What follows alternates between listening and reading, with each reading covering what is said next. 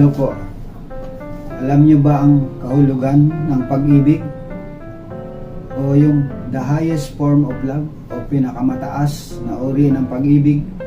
Kung tawagin po sa Greek o sa Griego ay agape love. Ang pag-ibig po na ang ibig sabihin po ng agape love na yan ay pag-ibig na walang hinihiling na kapalit. Yan po yung pinakamataas na uri ng pag-ibig na kung tawagin sa English ay unconditional love. Sobrang pagmamahal po at yan ay nakikita sa Diyos. Alam niyo po, ang mag-asawa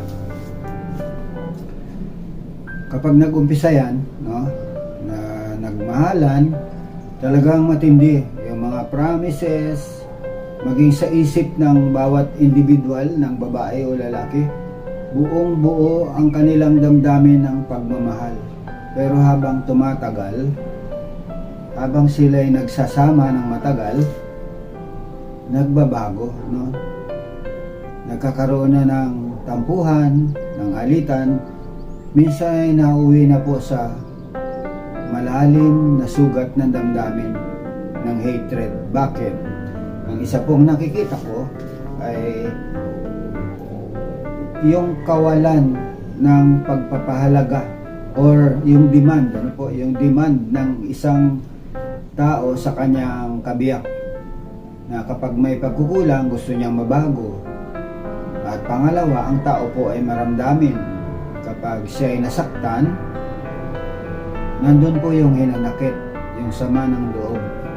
At pag ito'y paulit-ulit, lalong nasusugatan ang damdamin ng kapartner mo sa buhay. Yan yung pag-ibig na nag-iintay ng kapalit. Pero yung salitang agape love, yan po ay hindi nag-iintay ng anumang kapalit. At yan po ay makikita lang sa ating Panginoon. Ang agape love, kung mapapansin natin, ang Panginoong Hesus ay namatay sa krus para sa ating kaligtasan dahil sa sobra niyang pagmamahal sa atin. Kung mapapansin natin yung sa Hosea, no? Na pinakuha ng mapapangasawa ng Diyos si Hosea na isang prostitute.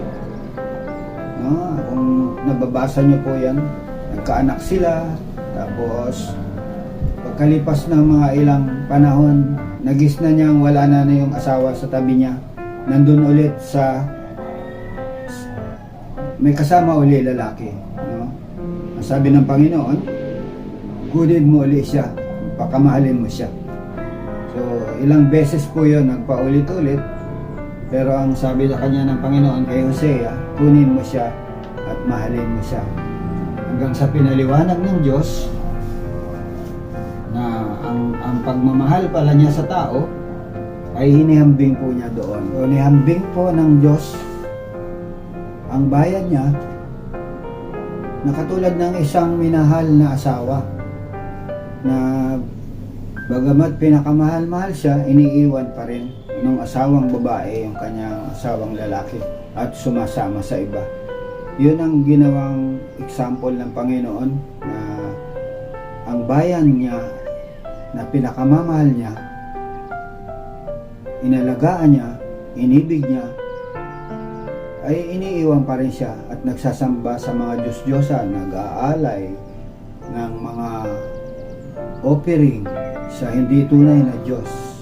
Yun ang kinasama ng loob ng Diyos.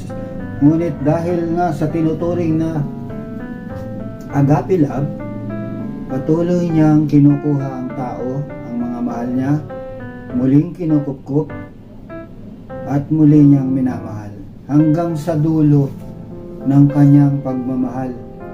Hinintay niya na magbalik loob ang mga tao sa kanya upang kanyang patawarin. Hindi nahahadlangan ng kasalanan ng tao ang pag-ibig ng Diyos sa atin. Yung kanyang pagmamahal, yung walang hanggang pag-ibig, kailanman ay hindi mahahadlangan ng kasalanan ng tao. Ito ay nakakadurog ng puso ng ating Panginoon, ang bawat pagkakasala natin. So bandang huli, sinabi ng Panginoon sa Hosea, paparusahan niya ang mga tao. Pababayaan niyang maghirap, pababayaan niyang masakop ng ibang bansa. Ngunit sa bandang huli, hinto niya ang parusa at mamahalin pa rin niya ang tao. That's agape love. Yun yung pag-ibig na walang katapat, walang sukatan. Tanging Diyos lang ang makagagawa.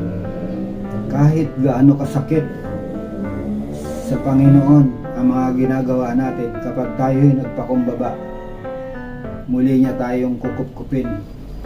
Nakahanda ang kanyang pag-ibig, bukas ang kanyang mga palad upang tayo'y muling tanggapin, upang tayo'y muling yakapin.